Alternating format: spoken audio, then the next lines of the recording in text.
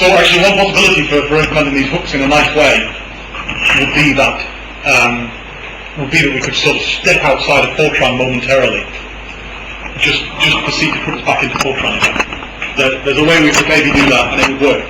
The reason this is important is that while a special module has a huge number of benefits, and it means you can prototype things quickly and even when you use a cut copy and paste from a template, your code never looks neat, because for every single one of these red spots scattered throughout the code, there has to be a subroutine in that module for it.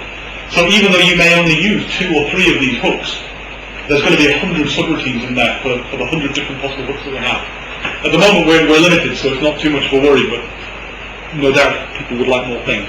Another possibility is that maybe we do a clever makefile thing so that Perl scans the thing and picks up a dummy routine if one doesn't exist. That's actually what Zeus does. They have a thing called edit or Zeus editor or something, which literally goes in and does that, and it inserts dummy routines for things that don't exist. Anyway, that's the hooks thing. Making a special module is very simple. So there's this dummy routine called no special, which is literally that. It's just like all the other dummy routines. It contains an implementation of every single one of these hooks, which does nothing. What it also contains, which is unlike the other modules, is it contains huge amounts of comments. So for example, at the very top of the file, it lists, this is just part of the table, it lists the hooks that are defined already. So for example, you can have the special module jump in and add terms to the end of the density equation. You can have the special module evolve an entire new equation or even set of equations. It can register variables in the F array, it can use parameters, and there's some more in here, so it can define its own tracking things. So there's that there, the stuff about how special works. Then as you look down the file, and there's even instructions. You literally start at the top of it, you copy it, start at the top of the special module, read down through. The first bit of it says, here's how you use it. Right? It's there, it's in the text.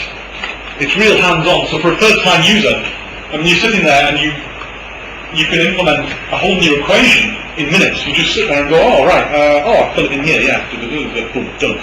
So for prototyping and new ideas, this is absolutely incredible. Then there's a dummy version of it, all of the routines. This actually just down here says, do nothing and exit, or some such, couldn't put on the slide though.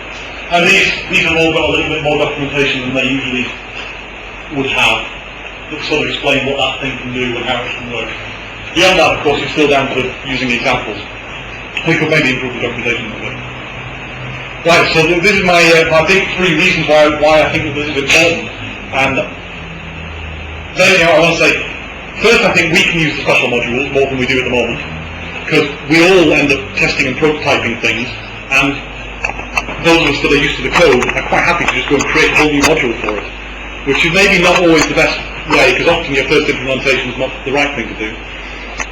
But not only that, we've got sort of, there's aspects for new users and advertising the code, I suppose. So yeah, so the first one is this, that first the special module thing is great for prototyping new ideas, said that already, testing ground for new stuff, that might one day find its way into the main code. I mean, this is the thing, I don't think people should think that starting something in the special module means it's necessarily always going to be there.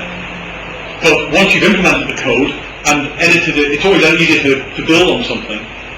It's, with a little bit of knowledge about the structure of code, it's just a cut and paste operation to actually put this stuff in if it needs to be distributed elsewhere, if it's seen that it's more generally useful or some such. So this is why I think it's good for prototyping. It's particularly good for problems where it's really not quite clear how you should proceed. So sometimes you can think of a solution, but you're really not sure if it's the right solution. But the best thing to do, obviously, is implement it and give it a try and see what happens. It's the only way you find out. So stick it in a special module, because it's not going to hurt anybody, it's not going to affect any other tests, so it's out of the way, untouched. And it's easy to relocate stuff like that. Right. The second big reason is I think this is a great way to encourage new users to make contributions. One of the original aims, and I remember Axel giving talks about pencil code, back in 2002 or whatever, and there were many things about pencil code that were important. One was that it was cache efficient, one that it was NPI, it did this, it was scaled almost linearly, it was fantastic to solve problems. But one of the big things that Axel always had a slide on was CVS. Right, and it's not the fact that we use the program CVS, it's the concept behind it. It's the fact that we want all of the people who use the pencil code to contribute to the code. We want them to work through our system. We want them to commit their changes because they benefit from it, because it means we can help them better. We benefit from it because we get the new ideas and the new input, blah, blah, blah. And I think one of the problems with the pencil code at the moment is because of its size, I think as a first-time user, especially if you're going around pitching all these bits of code, it's really, you don't want to commit your stuff, do you? You guys have been there. Because I don't want anyone to see this. Well, a special module is great, look, because you own it. It's yours. If you want to use a different coding standard in there, then fine. We're not going to really care. It's out of the way of the code. It doesn't really matter. You're not going to, it's not going to screw anybody else up. It's yours. It's got your name on it. But the best thing is, you can commit it. And if it's committed, you can email Axel and say, hey, this doesn't work. And he goes, oh yeah, what's your run directory? Lovely, and it's there. Rather than this horrible thing of, but I can't commit it because it might break the order test. Don't know what to do. Right, so that's I think, and I honestly truly believe that by approaching it this way, so when you've got new students and things, that this is a great way to learn the code because it's sort of a backdoor way to, this is how the code does its things. Because you really see how the abstract interface works. These are the bits that it provides. And I think once you've understood that, it'll be easy to move on. And the third and final one is, this is sort of more for, this is kind of like the first one I suppose, but it's sort of for more serious things. And this is kind of what my example is. The pencil code is now a really fantastic, very general PDE solver. It could solve anything you wanted it to solve. The fact that it was designed to solve the MHD equation, yeah, who cares? As Axel says, let's have the cosmologists coming in. The example I'm going to show you in a bit is a superfluid solver. Well, you know, Cosmolab and all these guys now, they all want to solve these parallel superfluid codes because there's these links to, you know, quantum vacuums and things in cosmology. And there are hundreds of people who want these sorts of things, so why not open it out to the community? So I think this is a great place to put this stuff. Yeah, and the main thing is this can be written really quickly. I'll show you in the example in a minute. I'll tell you how long it took to implement. Right, so here's my example of a special module. The history of this is that it was created originally 2.5 years ago, around about the time that the special module was actually created. My master's project was in superfluidity.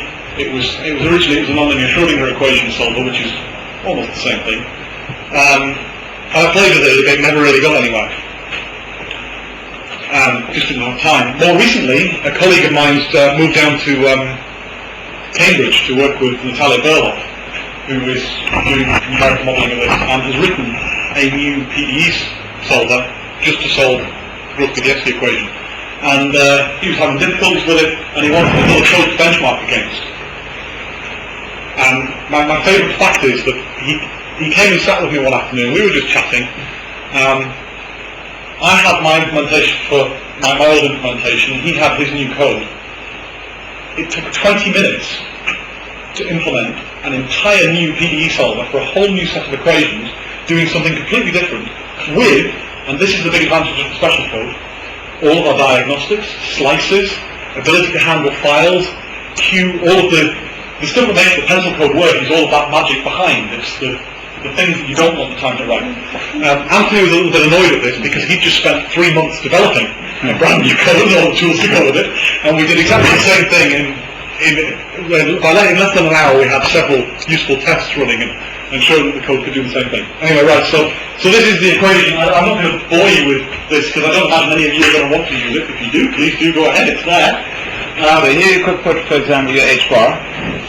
Well, you could put it to Unity, right? Indeed. Right. So with the superfluid stuff, now this is precisely why it's written like this now. At the moment, under the current unit system, we can't have this H bar equal to 1 or whatever else, right? But since this morning we can. Well, since this morning we can. So at the minute, the actual equations are written in non-dimensional form, much as the pencil code used to be. So now perhaps we've got this new edition. I mean, it's fantastic. It's all linked together. I'm amazed that you talk about the flexibility and then there's this and it's kind of cool, right? So that's it written in non-dimensional form. So all of the factors and things disappear. It basically just becomes some kind of vector diffusion equation. We've generalized it so that you can move at a constant velocity in a moving frame. because it's useful, because certainly all of the tests you often have propagating solutions in it. The interesting part of this, something else, is that, of course, this is a complex equation, but the principle called f-array is all real numbers. Now, Antony's solver really works in Fortran complex numbers, but of course, very trivially, you can break a complex equation into its real and imaginary parts, solve two separate coupled PDEs, and it works. It does its thing. And the other thing we can do in a minute is we can evolve in real or imaginary time, which is useful in superfluids because sound waves decay in imaginary time. So, the other thing that's good about this gross PDF thing is it's a test of the node physics. I mean, this is just the one for the set. Of course, all of the rest of the 43 default to no. But yeah, there's my makefile.local. No. Special gross PDF. That's it. Right, fantastic. It just looks so pretty when you see it. I didn't believe, and it worked first time, straight out. What about the compilation? Compilation to the 9 compilation. Get it done. That's a program, yeah. And these special modules can implement whatever name lists they want. So I have a very simple name list at the moment. It implements, and there's no reason the name list, because of the new abstraction of name lists, have to be called special run parameters. They can have sensible names. If you want the special module to have 3 sets of input name lists, it can have 3. It doesn't matter. That's one of the hooks it's provided for you. So it has some simple stuff. It does these things. I have no idea what's going to happen with the movies now, having transferred to Windows, so I'm going to have to change to MPlayer at the moment. Current things it can do, it's got the ability to have various relatively simple initial conditions, combinations of vortex lines and vortex rings and these kind of things, all of which there are various tests you can do that have analytic solutions for propagation speeds and things that we've tested a little bit of. Various diagnostics, for example, you want to be able to check mass conservation. I mean, this is like one line of code in a special module to add a whole new diagnostic, because the magic is abstracted away. It's in the pencil code there somewhere for you. We do a solution movement frame of reference. Time to imaginary time, sorry, I mentioned this. Time waves decay in imaginary time. So you use this, sometimes you want to set up an initial condition. Of course, you don't really have a true, I want to say hydrostatic. I suppose hydrostatic is the correct word, even in a condensate. You don't have a nice analytical form for this initial condition, so you end up with wiggles and all sorts of things. So one of the uses for this imaginary time is that you can evolve it in imaginary time for a little bit. It lets all of the wiggles decay, and there's a little bit of a sort of rub the magic lantern about how long you let it run in imaginary time for. You can't let it run forever. And then, once you've done that and damp the waves out a bit, you can just suddenly flip a switch in the input parameters, in the run parameters, sorry, and tell it to run in real time, and off it goes. And the second use is actually to measure the sound energy, because you can measure the total energy of the box, then take the solution, run it in imaginary time until it stops evolving, and then measure the difference. Can you go actually in complex time as well? Arbitrarily indicate or long-term diagnose? No. It's at the minute it's implemented literally just as T is 1 or T, well, T is 1 or I, DT is 1, yeah, number or I. And the new stuff that's sort of appearing now, this comes from something I had in my old code. So what exists at the moment is a combination of the new stuff we wrote and what I already have. And there's a lot of interesting tests for solid objects and fluid.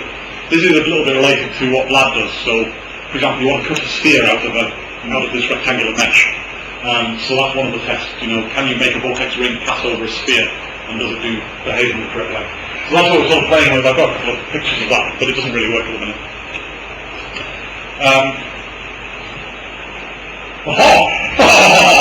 I didn't expect that. Fantastic. Here's a very simple initial condition. It doesn't run for very long, that one. It's just I don't know how you replay things in open office. So I'll have to go back and forth. This is just they move very, very short distances, just a very short animation. This is a 3D problem, 2 straight vortex lines and 2 counter-rotating vortex lines propagate. There you go. It's not a very useful thing. One of the things we've implemented is a clever Natalia Burlock trick of putting damping zones around the edges of the box. So we actually have diffusion in a superfluid. But this is what's commonly accepted. This is how you solve it in explicit code. This is what you do. So this is actually solid boundaries, this code. I'll show you another animation at the end where where this runs a little bit longer and just in cross sections. It's not very interesting in 3D. So yeah, simple initial condition. I'm just going to throw you through some examples. So yeah, so this came about because Anthony's down in Danton, Cambridge. He's running all these things. He's got this new code. He's got various bugs. I mean, it literally was started as a let's do some differential diagnosis here. I'll do it my way, you do it your way. Do we get the same answer? Where do we get the same problems? We fixed in this hour session on this afternoon.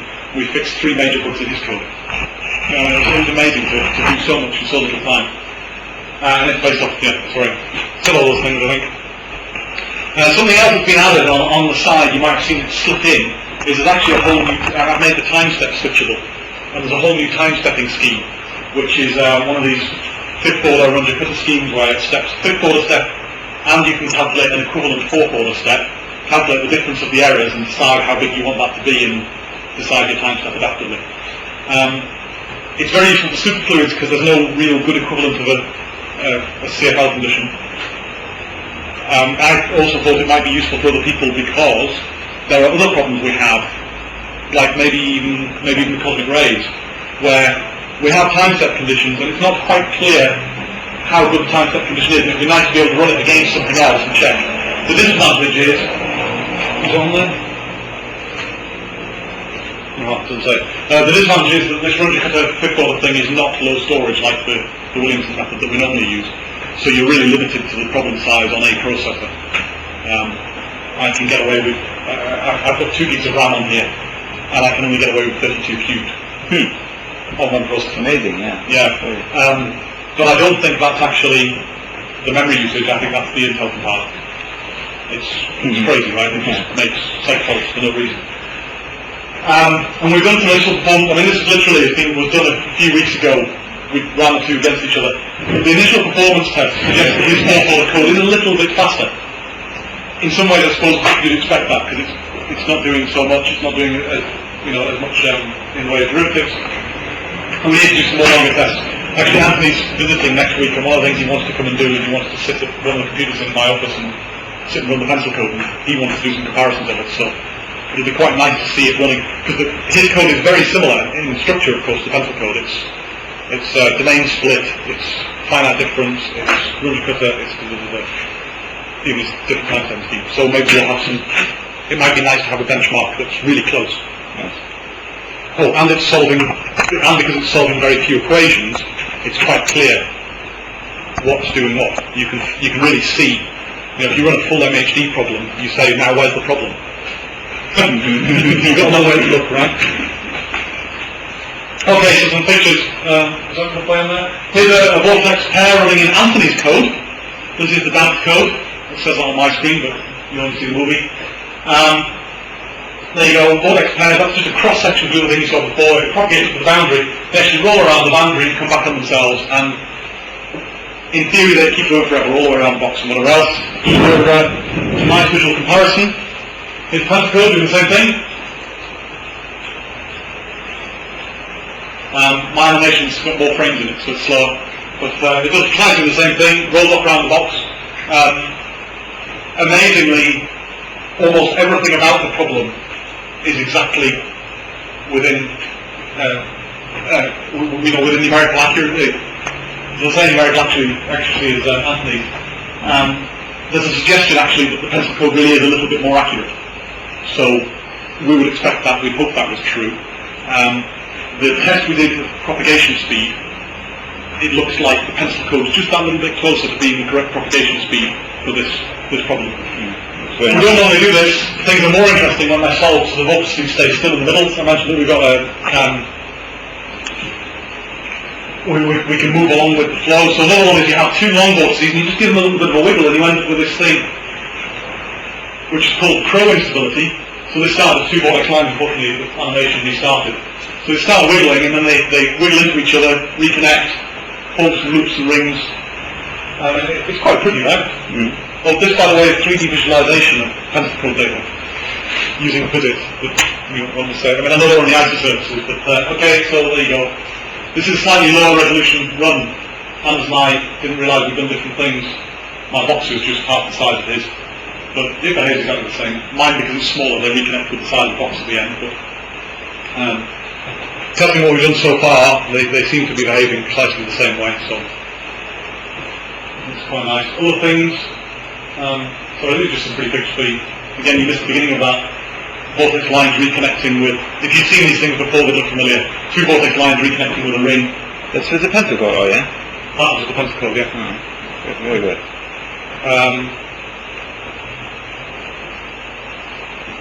And then just before I finish, I just want to say, well, so quick, there's an example of using the special module. I don't think the special stuff's quite ready for production yet. I think it could be improved. I think these are the sorts of things we need to do. One is that we need to be able to implement boundary conditions. There's no hook for boundary conditions at the minute in the special code. So I'm limited in the gross PTFC solver to symmetric, asymmetric. But that turned out to be fine. Not a problem. This was discussed yesterday. Forrest was implementing a new code, and we need to do this for some other reasons. So once that's problem solved, it should be solved for special as well. Slice handling, there's been some work, Anders and I and a few others have been looking at the slice stuff. Toby's concerned about how the slice stuff works at the moment, because it's not very easy to use. Maybe when that's a little bit more abstracted, it'll be easy to implement slices. We need to just generally expand the hooks available. If you look in the special module at the moment, you can do an awful lot. You can implement new equations, you can add to equations that exist, you can blah blah blah, diagnostics, all sorts of useful things. But there's probably a lot more things people would like to be able to do. Before we go about doing that though, we've got to have a good way of making sure that we don't end up with these huge empty files of dummy routines. I mean, it's not going to be very pretty. Automatic inclusion of hooks, there you go. So this is one possibility that we put those script which just goes and gets what it needs to get. Perhaps there's some way to handle function pointers, we mentioned, multiple special modules. Could we have two special modules running at once? If we had function pointers, we probably could. Wouldn't it be nice if you could just go to your bag of tricks and say, today I want that and that. Yeah? And that would be brilliant, wouldn't it? But without function pointers and arrays of function pointers, it would be quite difficult to do. Maybe that's a motivation to make this little step outside of Fortran for a moment. So that's the end of my talk. I mean, I've got some other pictures of various other tests that are there. Don't think, why are you so slow? Any questions? Anybody want to use a special module? I totally agree with what you said. Yeah? I completely. I think that's exactly for me what we should do. It's a special stuff. One physical problem, one special file, and the principle should be seen as an engine, an external engine. You just an engine. And the problem outside the code. Yeah. That's what we did in Toulouse with another code, which is a linear solver code to compute like a variable or something. And the problem, for example, with the compilation is that we have a lot of dummy subroutine now, no magnetic, no and so on, and the compilation takes a long time. And in Toulouse we have some kind of problem, and we solved it by using the Perl preprocessing. It means that we have an action file when we put in the equation, and using Perl we write the code, we run the code, and then we compile the code. And it's a different way. Well, this is what Zeus has done for years, and it's one of the things that made Zeus so useful. The great thing about the pencil code, and I think the difference between, for example, Zeus and this, is that we have an extra rider on this. But not only do we want people to be able to add abstract arbitrary things, we also want to be able to encourage them to put them to make up. I mean, Zeus is always this amazing program that can do a billion things, but each person's version can only do one thing. Everybody has a different Zeus, right? It's magic. Wouldn't it be great if we could do all of these things in that same way, even outside of astrophysics maybe, but do it in one, yeah. Yes, the problem is that actually we should, if we don't want, for example, the mental stuff, we should Not even compile it. we should write something, and that's not good. Well, I'll tell you that I have the provider. I've got an ulterior motive, I'm afraid, which is that I think that if the special modules were implemented properly, one day magnetic would become a special module, hydro would become a special module. they would all just become these things, and exactly as you described.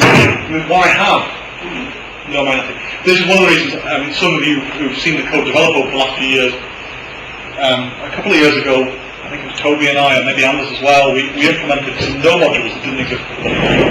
So now there's a no viscosity, and there's a no equation of state, which there was a bit of debate over. Why on earth do you have these things?